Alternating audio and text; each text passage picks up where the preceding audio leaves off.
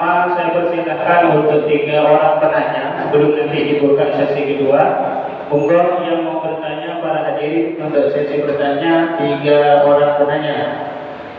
Monggo dipersilahkan atau diserahkan.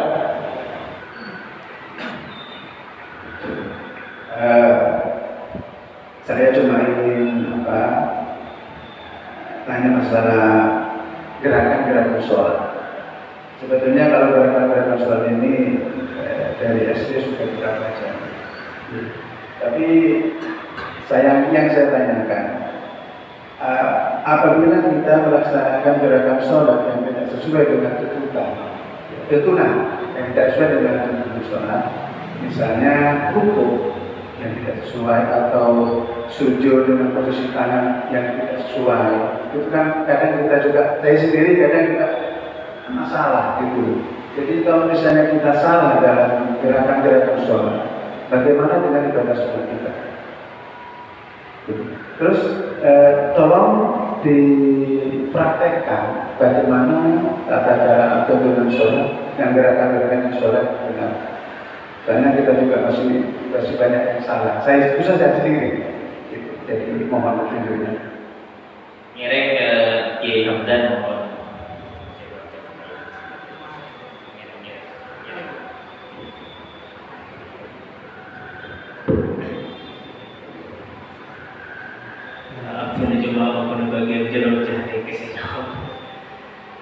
Jadi begini, Rasulullah Shallallahu Alaihi Wasallam itu bersabda, "Sallu kama ra'aitumuni usalli." Salatlah kalian sebagaimana kamu melihat saya salat. Jadi sahabat itu melaksanakan sholat, maka gerakan-gerakannya yang dilakukan oleh sahabat adalah meniru bagaimana gerakan Rasulullah Sallallahu Alaihi Wasallam itu sholat. Begitu juga kita, siapa yang kita tiru adalah para ulama yang memang sudah paham tentang bagaimana praktek dan tata cara sholat yang baik. Sebenarnya titik hal yang terpenting dalam sholat itu adalah bagaimana kita harus memahami tentang rukun, termasuk yang terpenting adalah rukun qauli dan ada juga rukun fi'li.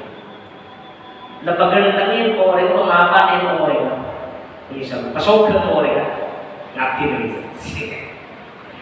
Tetapi cara baca Al-Fatihahnya tidak betul, maka akan mempunyai dampak kepada sholat. Lebih-lebih Al-Fatihah. Makanya sampai ketika ada orang yang lahan, tapi pelo, namanya pelan saudara, maka harus menerima dia sebagai makmum. Bagaimana ini? Laki-laki. Ini orang agama ini. Bisa. Cuma menambahkan Kiai Hamdan tadi, yang terpenting dalam sholat itu ada gerakan yang sempurna, ada gerakan yang minimal. Yang perlu kita pahami bahwa ketika dalam sholat yang kita lakukan adalah gerakan minimal, sholatnya tetap sah.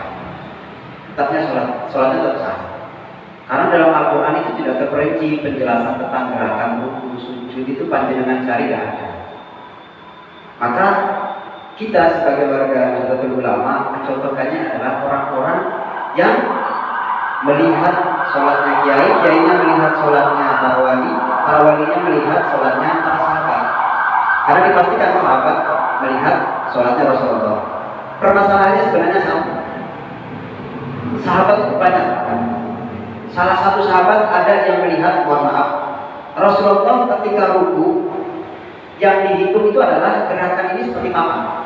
Mohon maaf, tangan kita ada yang lebih panjang sehingga mohon maaf, ketika kita menyentuh ini begini, ini enggak rata. Maka satu ketika Rasulullah pernah meratakan sehingga mohon maaf, ininya ada di sini. Nah ininya rata. Ada yang berpegangan bahwa ketika ruku posisi tangan, ini jelas di batu korek ada ya. Posisi tangan itu menyentuh apa ini namanya itu? Lutut. Dia begini, sehingga ketika begini, otomatis ini nggak lurus. Ketika tidak lurus, mohon maaf, sholat tetap sah. Asalkan kita tumanina. Sholat tetap sah, tapi tidak disebut dengan gerakan yang akmal, gerakan yang sempurna. Makan. Kayak tadi dicontohkan di praktek tadi juga masalah, karena nggak mubtilatus sholat. Selagi sholat itu tidak ada yang membatalkan sholat, maka sholatnya sah. Untuk kesempurnaannya, nah itu. Karena dalam setiap gerakan itu ada yang kesempurnaan, ada yang paling minimal. Makan. Setiap gerakan. Dengan lihat di keterangan Fathul Qorib itu ada. Jadi gerakan yang sempurna ruku itu seperti apa? Gerakan yang minimal tetap sholatnya sah. Tapi apa namanya istilahnya bahasa kasarnya pahalanya kalau dihitungkan dikalkulasikan itu lebih besar pahalanya yang sempurna daripada yang tidak sempurna kan maka saya kira begitu. Tadi sudah dijelaskan bahwa rukun sholat itu ada dua secara global, ada rukun yang qauli, ada rukun yang fi'li. Ini ada Pak yang dicontohkan Masya Allah. Dulu di pondok itu pengalaman seperti ini. Saya itu bingung Pak, jadi makmum. Imamnya itu mungkin kemarin baru saja mempelajari kitab Qurtubi secara mahali. Begitu selesai sholat, dia nggak nengok dan salamnya nggak keras. Biasanya kita Assalamualaikum warahmatullahi wabarakatuh.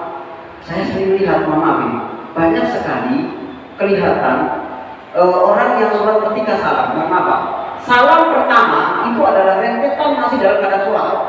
Kita tidak boleh menambahkan gerakan yang mubtilatus sholat. Mohon maaf, ini banyak yang begini. Salam pertama nih, Assalamualaikum. Sampai goyang ini. Mohon maaf, itu gerakan yang mengagetkan itu termasuk mubtilatus sholat. Membatalkan sholat.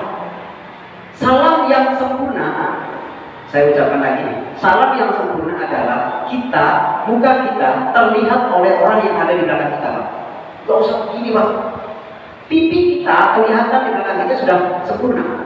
Walaupun panjang Assalamualaikum warahmatullahi wabarakatuh, meskipun gak nengok.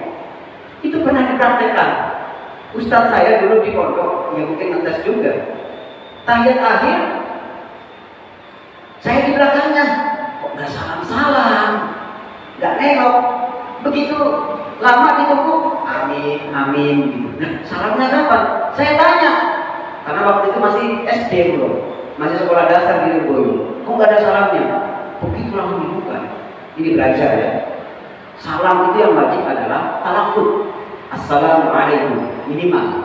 Talafut itu apa? Talafut itu adalah suara kita terdengar oleh kita, bukan harus terdengar oleh orang lain. Ini yang juga banyak juga itu Fatihah itu. Biasanya Fatihah itu nggak bunyi, makmum biasanya. Mengapa harus kita lakukan Fatihah itu? Karena rukun qauli harus dilakukan. Apa talafut minimal? Kita mendengar dengan ucapan kita. Jangan juga terlalu keras, maaf. Kalau kita jadi makmum, jangan terlalu keras baca Fatihah. Kasihan sebelah nggak khusyuk. Yang penting kita dengar dengan kita mendengar ucapan kita. Alhamdulillah ini. Jangan terlalu keras.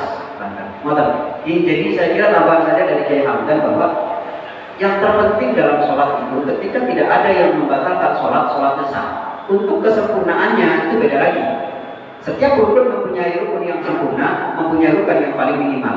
Rukun yang paling minimal itu tidak boleh kita katakan sholatnya tidak sah. Selagi itu menjalankan rukun dan menghindari mubtilatus sholat, maka sholatnya sah. Saya kira begitu. Assalamualaikum warahmatullahi wabarakatuh. Sebelumnya saya mohon maaf, mungkin ini bukan maksud saya untuk menyinggung dari yang hadir ini.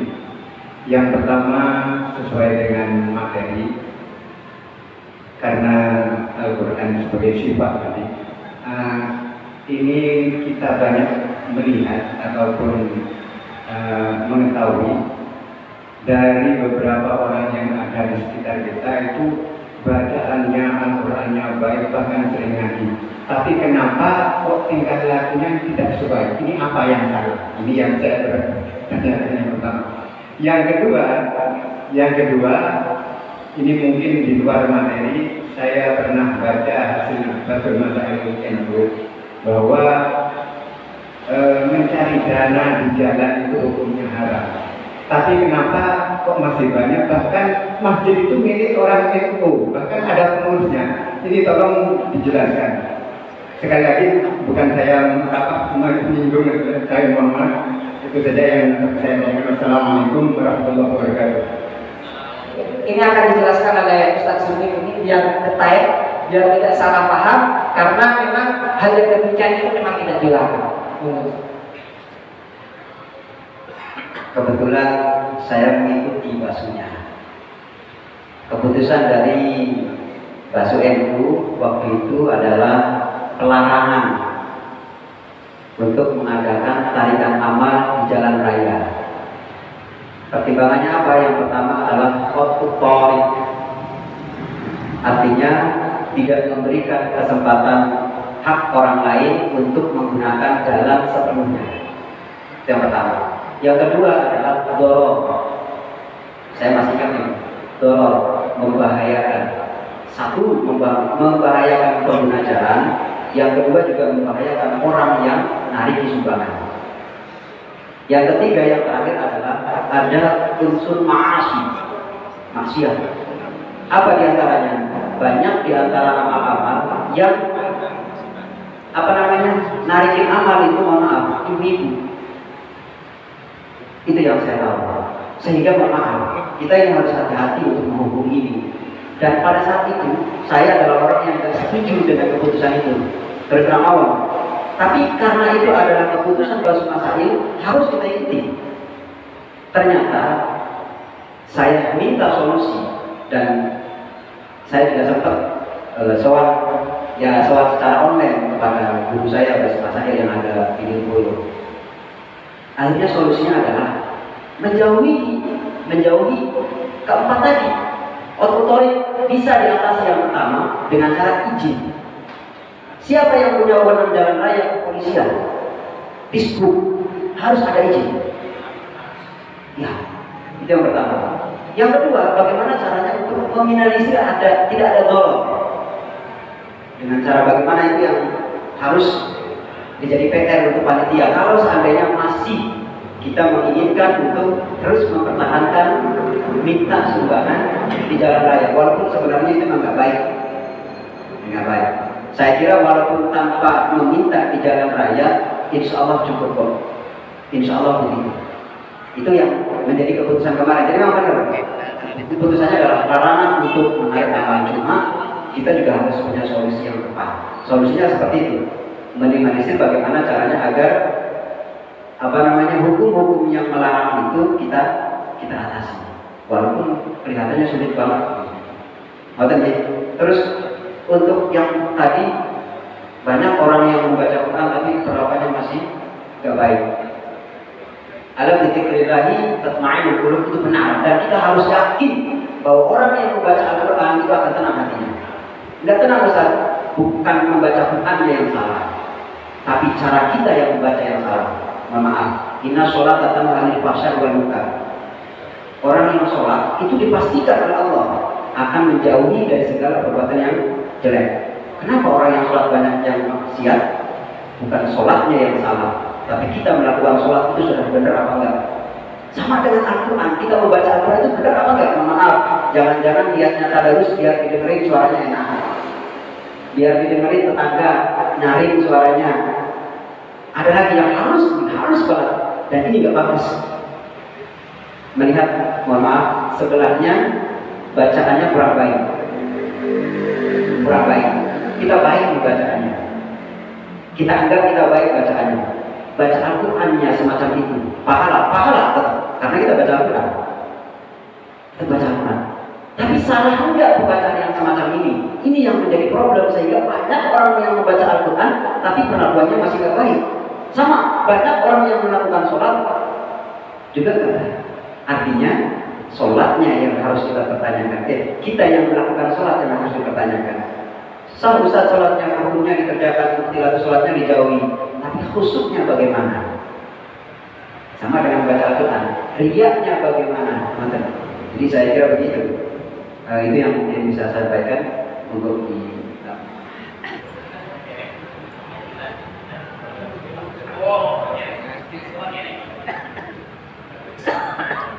Bismillahirrahmanirrahim. Allahumma shalli ala sayyidina Muhammad alhamdulillahi alamin. Hamdan yuwafi ni'amahu wa yukafi mazidahu ya rabbana lakal hamdu kama yanbaghi li jalali wajhika wa li sultanik. Allahumma shalli ala sayyidina Muhammad sallallahu alaihi wa sallam jami'an ahwali wal afat wa taqabbal min jami'al hajat wa tutahhiruna bihi min jami'is sayyi'at wa tarfa'una bihi ila ta'atika wa tuballighuna bihi aqsal ghayat من جميع الخيرات في الحياة وبعد الموت. اللهم إنا نسألك فهم النبي وحفظ الرسل والحياة ملائكة المقربين برحمتك يا أرحم الراحمين. اللهم ربنا لا تدعنا ما ذنبا إلا غفرته ولا هما إلا فرجته ولا دينا إلا قضيته ولا مريضا إلا شفيته ولا عيبا إلا سترته ولا حاجة من هوائك الآخرة ولا مريضا إلا قضيتها ويسرته برحمتك يا أرحم الراحمين. ربنا ظلمنا أنفسنا وإن لم تغفر لنا وترحمنا لنكونن من الخاسرين. ربنا هب لنا من أزواجنا وذرياتنا قرة أعين واجعلنا للمتقين إماما. ربنا آتنا في الدنيا حسنة وفي الآخرة حسنة وقنا عذاب النار وأدخلنا الجنة مع الأبرار يا عزيز يا غفار يا رب العالمين. وصلى الله على سيدنا محمد وعلى آله وصحبه وبارك وسلم والحمد لله رب العالمين. الفاتحة.